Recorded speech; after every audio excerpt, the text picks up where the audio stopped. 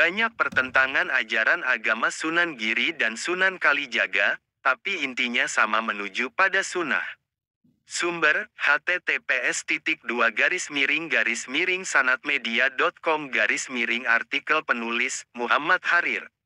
Pekan lalu jagat maya digaduhkan oleh ceramah Ustadz Khalid Basalamah yang membahas seputar tradisi kebudayaan Nusantara, wayang. Dia menyebut bahwa tradisi nenek moyang itu sudah semestinya ditinggalkan, tidak relevan lagi di zaman sekarang karena kita sudah muslim. Sebetulnya adanya silang pendapat mengenai wayang ini bukanlah hal yang baru. Menurut Gus Baha pada zaman Wali Songo pun sudah pernah terjadi sikut pandangan di antara mereka. Tentunya dengan konteks yang terjadi pada masa itu. Kiai Haji Bahaudin Nur Salim atau yang familiar disapa Gus Baha menceritakan bagaimana menggebu-gebunya Sunan Kalijaga lantaran ingin berdakwah di area Pajang sampai membuat wayang tengu. Wayang golek mirip patung inilah yang nantinya akan digunakan sebagai media dalam menyampaikan ajaran agama Islam. Mengetahui wacana itu, Sunan Giri tidak terima dan menghukuminya haram. Sebab di akhirat kelak bakal diminta pertanggungjawaban oleh Allah SWT untuk menghidupkannya, memberikan nyawa. Sunan Kalijaga yang tidak bisa menyanggah fatwa dari Sunan Giri, tidak bisa berkutik. Akhirnya muncul Sunan Kudus, yang alim lagi arif, menengahi pertentangan di antara mereka berdua.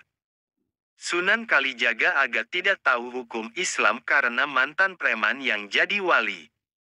Akhirnya ditengah-tengahi oleh Sunan Kudus yang lebih alim, jelas Gus Baha dilansir dari channel Santri Gayeng. Sunan yang bernama asli Jafar Sadik ini lantas memberi usulan agar wayang tengul yang menyerupai patung itu dipipihkan saja. Sehingga alasan pertama yang mendasari keharaman itu menjadi hilang. Wayang ini dipeyokkan saja, agar jadi wayang kulit. Kalau wayang tengul itu berbentuk patung, kalau rata seperti kulit, sudah tidak bisa dikasih nyawa, karena sudah gepeng semua, papar Gus Baha. Persoalan menyiasati kondisi dan merekayasa fikih sudah berlaku sejak dulu. Maka Gus Baha berpesan agar setiap daripada kita jangan pernah meninggalkan ngaji. Karena, ketika seseorang rajin ngaji, akan semakin tambah ilmunya maka akan tambah sikap arifnya pula. Teladan Nabi dalam mendidik umat pada sesi pengajian ini Gus Baha juga mengisahkan Rasulullah sebagai figur yang meneduhkan ketika menyikapi umatnya yang nyeleneh.